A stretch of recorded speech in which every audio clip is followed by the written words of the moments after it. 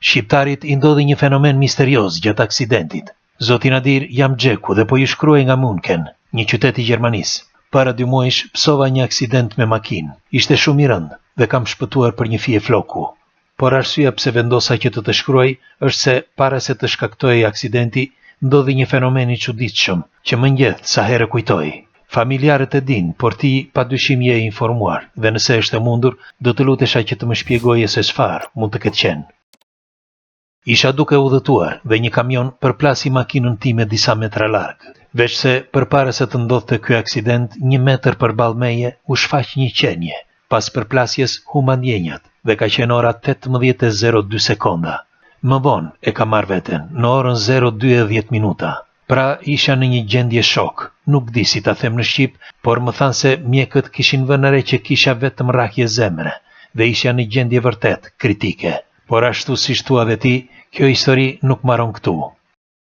Si të thash, pak sekonda përpara se të ndodhte aksidenti, mu përpara meje, pra përballë makinës, u shfaq kjo qenje, rreth 2 metra e gjatë. Po ta dërgoj dhe me foto. Inteligjenca artificiale nuk e ka krijuar eksakte, por pjesa e sipërme i afrohet shumë. Gjatë momentit që isha pa ndjenja, gjithmonë sipas asaj që unë përjetova, erdhi diçka nga qielli. Pra kjo qenje, sikur të ishte mbuluar me dritë përreth. Trupi çuditshëm, bori bardh, sikur të kishte push dhe vetëm syt i shihja. Kjo gjëja ka ndejtur mi mua rreth 10 minuta, sikur të sigurohej që unë të rria gjallë dhe më pas u largua sërish në drejtim të qiellit. Nuk di nëse koha ishte shumë e gjatë, ose nëse prezenca e tij ishte që nga ora 18:02 sekonda dhe deri në orën 0:20 minuta. Por unë po të them atë që përjetova.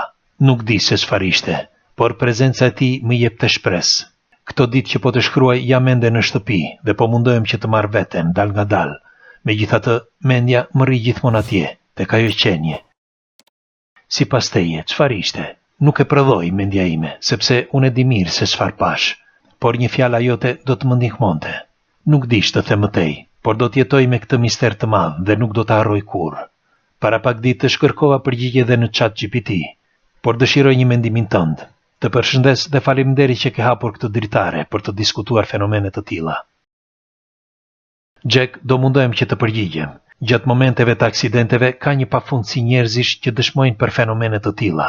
Në mënyrë shkencore thuhet se janë anomali të trurit, të quajtura çrregullime të shkëputura, ku truri për të mbrojtur nga traumat i paraqet, pra i shfaq, duke krijuar kështu shkëputje nga realiteti. Të paktën këtë thot shkenca, dhe në këto momente manifestojnë simptoma të tilla. Madje ka edhe amnezi totale të aksidentit, ku disa njerëz nuk e kujtojnë më për tërë jetën aksidentin. Por ajo që është e pashpjegueshme nga shkenca është fakti se ka dëshmimtar që kanë qenë prezent gjatë aksidenteve, të cilët tregojnë për formim të një drite ose të një rufeje të pashpjegueshme në qiell ose përpara tyre, të shoqëruara shpesh me fenomene mbinatyrore, ndonjëherë dhe me entitete. Dhe sipas spiritizmit, këto janë fenomene jo fizike, por prova të ekzistencës së një bote tjetër. Tani le të pyesim shokët tanë këtu. Ju, çfarë mendimi keni për këtë histori? Pres komentet tuaja dhe ndajini.